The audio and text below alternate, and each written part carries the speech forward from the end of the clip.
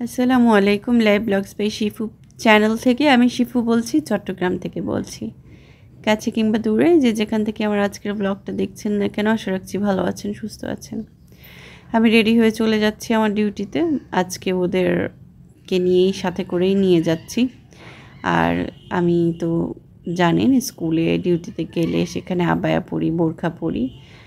আগে অ্যাপ্রন পরতাম, যেহেতু আমি স্কুলের জবটা চেঞ্জ করেছি। আগে যে স্কুলে জব করতাম সেখানে অ্যাপ্রন পরতে হতো, এখন যেখানে জব করি সেখানে বোরকা পরতে হয়, আবায়া পরতে হয়, অ্যাপ্রন পরতে হয় না, কোনো অ্যাপ্রন নেই।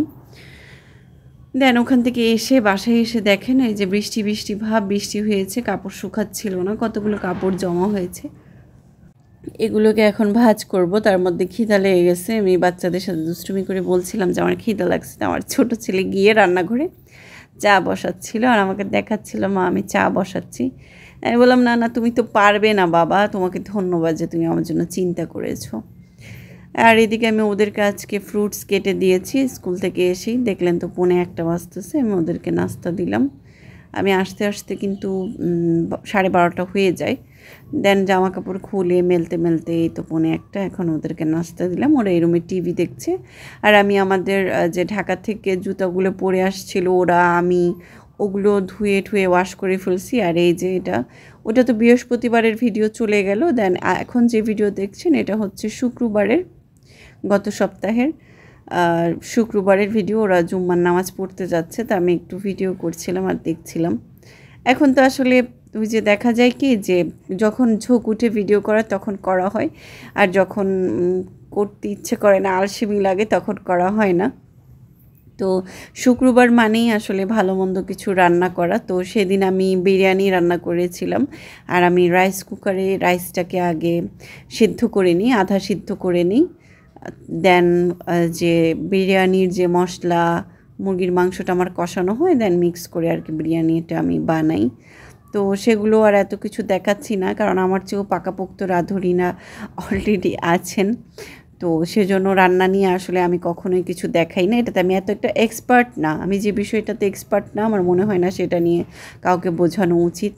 তো এই যে সুন্দর একটা লবণদানি আমি কিনে নিয়ে আসছিলাম, বলেছিলাম 2-3 আগের ভিডিওতে যে আমার একটা খুব সুন্দর লবণদানি দরকার। আমি লবণদানিটা নিয়ে একটু প্রবলেমে আছি। আর ওই যে অয়েল জার কিনতে গিয়েছিলাম, কিন্তু অয়েল জার তো পাই নাই, তো আবার কিনতে হবে। দেখেন কত কিছু যে লাগে, মানে সংসারে লাগার যেন শেষ নাই।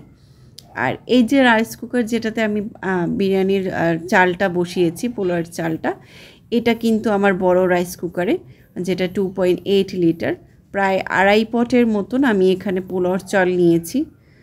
হ্যাঁ, 2.5 পটের মতন, নাকি 2 পট মনে নেই, খেয়াল নাই, ভুলে গেছি।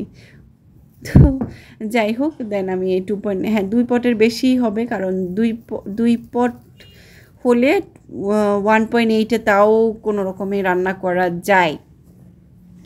দেন তো এই তো পোলাওতে আমি এখন গরম পানি দিব, এই জন্য ফ্লাক্সটাও নিয়ে আসছি। আর এখন কিন্তু আমি রান্নাঘরে এই কিচেন কাউন্টারের উপরে আমি কিন্তু সব রাইস কুকার একসাথেই রাখি, আর ইলেকট্রিক ফ্লাক্সটাও একসাথে রাখি। আমার আগের যতগুলো বাসা ছিল সবগুলো বাসার মধ্যে আমি যে বাসাটা 1 2 3 নম্বর যে বাসাটা, 3 নম্বর যে বাসাটা আমি নিয়েছিলাম সেটার রান্নাঘর আর বর্তমানে যে বাসায় আছি এটার রান্নাঘর একদম প্রায় সেম, মানে বিশাল বড় বলতে ভালোই বড়।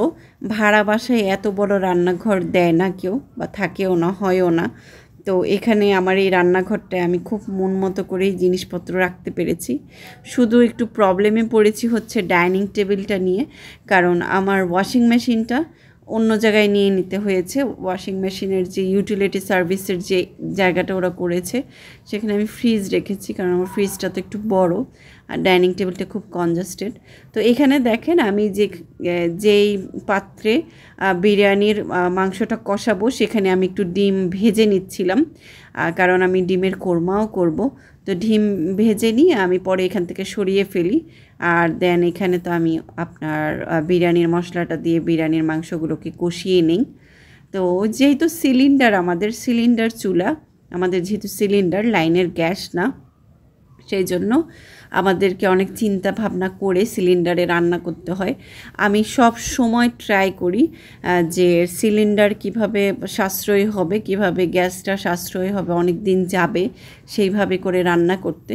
তা আমি যদি এখন ডিমটাকে আলাদাভাবে ফ্রাই করতে যেতাম, সেটা আবার আলাদা পাত্রে নিয়ে ফ্রাই করতে গেলে গ্যাস অপচয় হতো। সেই জন্য আমি এক ঢেলে দুই পাখি করে ফেলেছি। আর এখানে আমি ডিমের কোরমার জন্য কোরমাটার কি বলে মশলাটা কষাচ্ছিলাম। মাথা প্রচণ্ড ব্যথা করছে, ঘাড় প্রচণ্ড ব্যথা। আজকে আমি যেতে পারিনি স্কুলে, আমার প্রচণ্ড অসুস্থ লাগছিল, জ্বর জ্বর লাগছিল, কারণ ভিজে ভিজে বাসায় এসেছিলাম।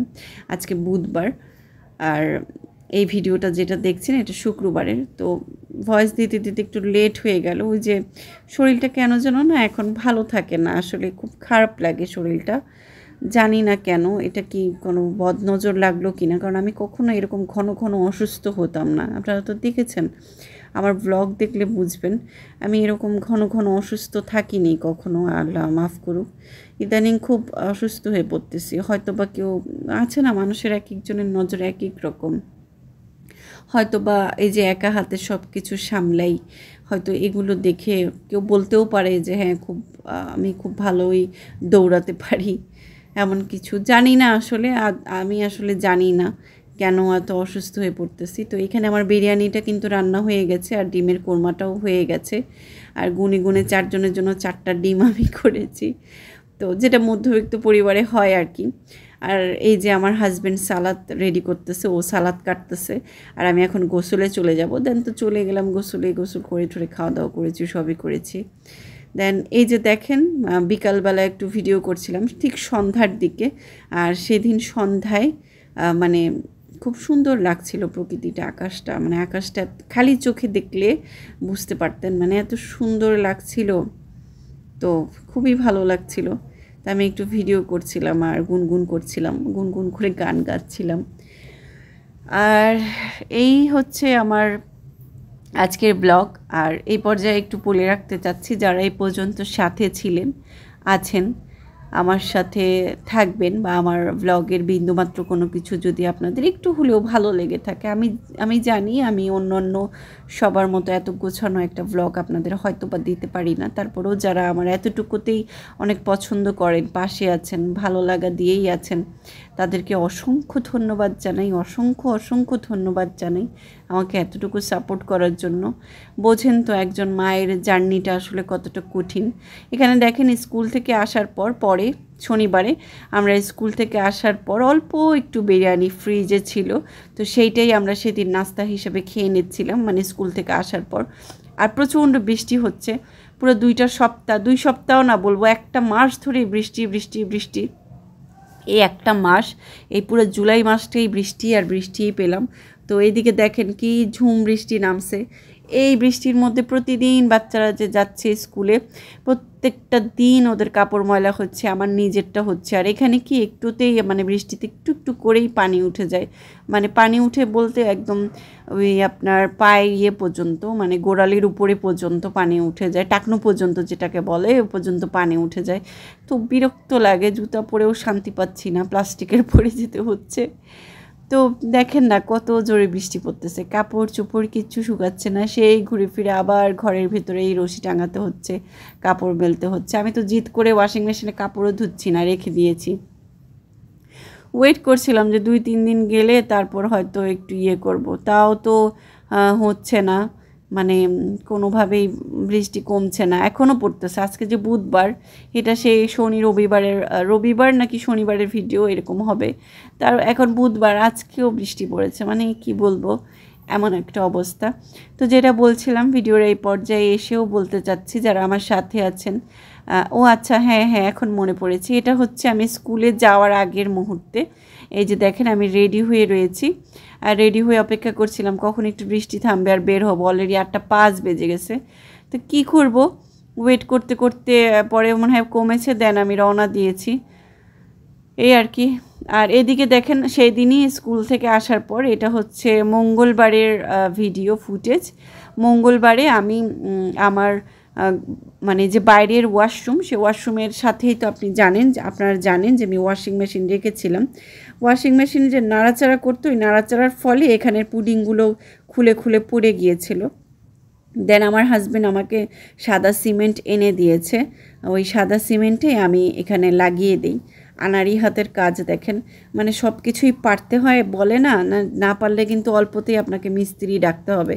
তো ওই অল্পতেই মিস্ত্রি ডাকাটাকে আমার পছন্দ না, অল্প একটু কাজ করবে 500 টাকা নিয়ে যাবে। তো সেই জন্য নিজের কাজ নিজে করা ভালো। আর এই যে দেখেন আমি পুডিংটা মিক্স করে আগের দিন দিয়ে দিয়েছিলাম, মানে মঙ্গলবার দিছি, আর আজকে এই ভিডিওটা আপনাদের জন্য আমি করেছি। দেখেন একদম শুকিয়ে গেছে, একদম শক্ত হয়ে গেছে, বেসিনটা আর নড়াচড়া করে না, একদম টাইট ফিট হয়ে লেগে গেছে। তো এরকম ছোটোখাটো কাজ আমি নিজেই করে ফেলি বাসার, আমি মিস্ত্রি টিস্ত্রি ডাকাই না। ফ্যানটা লাগাতে পারলে ফ্যানটাও লাগানো শিখে যাব। তো এই হচ্ছে আজকের ব্লগ। এ পর্যায়ে বলতে চাচ্ছি, যারা এই ধরনের ডেইলি ব্লগ, লাইফস্টাইল ব্লগ দেখতে পছন্দ করেন, তারা প্লিজ আমার চ্যানেলটিকে সাবস্ক্রাইব করবেন, একটা লাইক দেবেন। এ পর্যন্ত সাথে আছেন যারা, তাদেরকে আবারও জানাচ্ছি অসংখ্য ধন্যবাদ। আমার জন্য দোয়া করবেন, আমার পরিবারের জন্য দোয়া করবেন, যেন সবসময় সুস্থ থাকতে পারি, অন্তত ভালো যেন থাকতে পারি। এতটুকুই, ভাত ডাল যাই খাই না কেন, অ্যাটলিস্ট যেন সুস্থ থাকি। বারবার এই অসুস্থ হয়ে যাচ্ছি যে এখন আর ভালো লাগছে না, কারণ আমি অসুস্থ হলে না আমার বাচ্চাগুলো অসহায় হয়ে পড়ে, ওদেরকে দেখার মতন কেউ নাই, ওদেরকে খাওয়ায় যে দিবে সেরকমও কেউ নাই। আমার তো মনে হয় যারা সিঙ্গেল মা, অর্থাৎ যারা এই যে একাই বাচ্চা পালতেছেন, তাদের জন্য আসলে এটা অনেক কষ্টের, এই অসুস্থ হয়ে পড়লে। তো ভিডিওর এই পর্যায়ে আবারও বলছি, প্লিজ আমার চ্যানেলটিকে সাবস্ক্রাইব করবেন, আমাকে একটু ভালোবাসা দেবেন, একটু সাপোর্ট করবেন। আপনাদের একটা লাইক, একটা সাবস্ক্রাইব, একটা কমেন্ট আমাকে সামনের দিকে এগিয়ে যাওয়ার অনুপ্রেরণা যোগায়, আমাকে সাহস দেয়, আমাকে উৎসাহ করে। আর আমার বাইরের ওয়াশরুম যেটা গেস্ট ওয়াশরুম, সেই ওয়াশরুমটা কতটুকু, কী সাইজ, কী দিয়েছে, সব কিছু আপনাদেরকে একটু একটু করে আমি দেখিয়ে দিলাম। কখনো মনে হয় এর আগে আমি এই কোনো ওয়াশরুমের ভিডিও করি নাই বা দেই নেই এই বাসার ওয়াশরুমটা কেমন। তো এই বাসার ওয়াশরুমগুলো খুব সুন্দর, খুব বড় বড়। আর আমি যেহেতু ওয়াশিং মেশিনটা এখন ওয়াশরুম থেকে বাইরেই রেখেছি, এই যে দেখতেছেন খুব বড় একটা পাইপ ঝুলানো, এই পাইপের সাহায্যে আমাকে পানি নিতে হয়। তো এভাবে আর কি পানি নিই।